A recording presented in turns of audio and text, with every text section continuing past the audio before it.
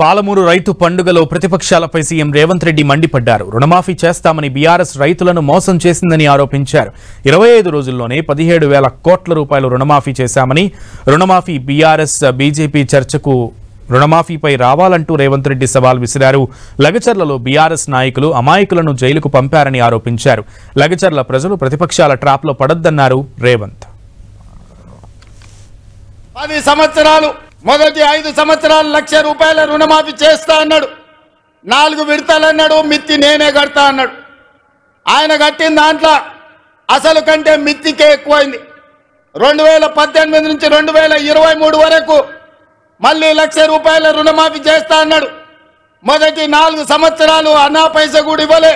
ఆఖరి సంవత్సరం outer ring రోడ్డును అమ్మి 11,000 కోట్ల రూపాయలు రైతుల ఖాతాలో వేస్తే 8,596 కోట్ల రూపాయలు మిత్తికే పోయినాయి. అసలు చెల్లించింది 2,500 కోట్లే. 29 రాష్ట్రాలలో ఉన్న ముఖ్యమంత్రులను కానీ ప్రధానమంత్రి నరేంద్ర మోడీని, కల్వకుంట్ల చంద్రశేఖరరావును సవాలు విసురుతున్నా. ఈ దేశంలో స్వతంత్రం వచ్చినప్పటి నుంచి ఏ రాష్ట్రమైనా 10 నెలల్లో 25 రోజుల్లో 22,22,062 రైతు కుటుంబాలకు 17,869 కోట్ల రూపాయల రుణమాఫీ చేసిన చరిత్ర ఈ దేశంలో ఉన్నదా అని నేను అడుగుతున్నా. చర్చలకు మీరు సిద్ధంగా ఉన్నారా నరేంద్ర మోడీ గారు అని నేను అడుగుతున్నా. నరేంద్ర మోడీ గారు వస్తారా చర్చకు? కల్వకుంట్ల చంద్రశేఖరరావు గారు వస్తారా? మీరిద్దరు కలిసి రాండి.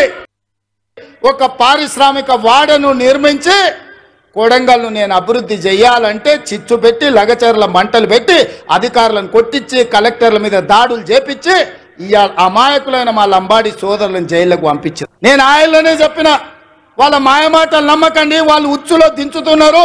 ఆనాడు తెలంగాణ ఉద్యమంలో కూడా ఇట్లనే చేసిండ్రు. అగ్గిపెట్టె రావు గారు 100 రూపాయలు పెట్టి పెట్రోల్ తెచ్చుకున్నాడు, కానీ 10 పైసలు పెట్టి అగ్గిపెట్టె తెచ్చుకోలే. ఈ అగ్గిపెట్టె రావుని నమ్మకుర్రా నాయన అని చెప్పిన. ఆయన మా పిల్లలు ఆవేశపడి నమ్మిపోతే ఇవాళ కేసులు అయినాయి. ముఖ్యమంత్రిగా ఉన్న ఇవాళ నా దగ్గరకు వస్తారు, సార్ నువ్వే ముఖ్యమంత్రి కేసులు తీయని. నేను చెప్పదలుచుకున్న మా మిత్రులకు, మా సోదరులు, ముఖ్యమంత్రిగా ఉన్న నా మీదనే 182 కేసులు ఉన్నాయి.